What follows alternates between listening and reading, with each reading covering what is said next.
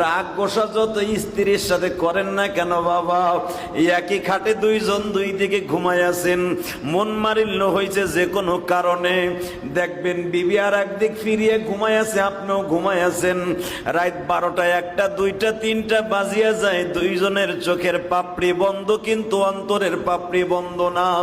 কারণ কি জানো নি? ক্ষোভ আর রাগের মধ্যে দুইজন সারা রাত কাটায় দেয়। আমার আল্লাহ এই জন্য বলেন, স্বামী স্ত্রী যখন রাগ করে দুই দিকে ঘুমায়া যায়, দুই দিকে শুয়ে যায়, তাদের মাঝখানে একটা গজবের ফেরেশতা নাজেল হয়ে যায়, গজবের শয়তান নাজেল হয়ে যায়। এ আমার বন্ধুরা, কেন আমার আল্লাহ বলেছে জানুনি? স্বামী স্ত্রীর ভিতরে মেম প্রীতি ভালোবাসা, এটা আমি খোদাই প্রদত্ত, এটা গড গিফট। আমি রব্বে কারিম যখন দেখি ওদের ভিতরে ডিভাইডেড হয়ে গেছে, আমার রহমতের দরজা থেকে ওদের রহমতের নাম কেটে দেয়া হয়। কারণ ওখানে মাঝখানে শয়তান শুয়ে শুয়ে তাদের প্রবঞ্চনা দেয়।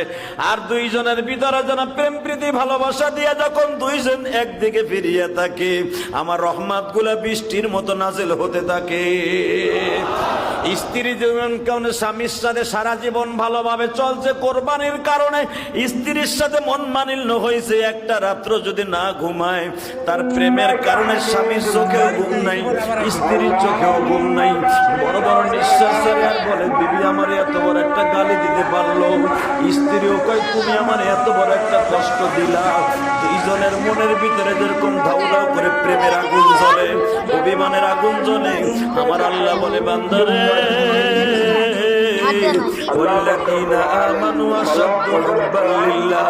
তোর ভিতরে আমার ভিতরে একটা প্রেমের মালা আছে, তোর গলায় আমি প্রেমের মালা পরাই দিছি, আমার গলায় একটা রাইখা দিছি। তুই যখন প্রেমের মালা ধরে একটা টান দিয়ে বলবি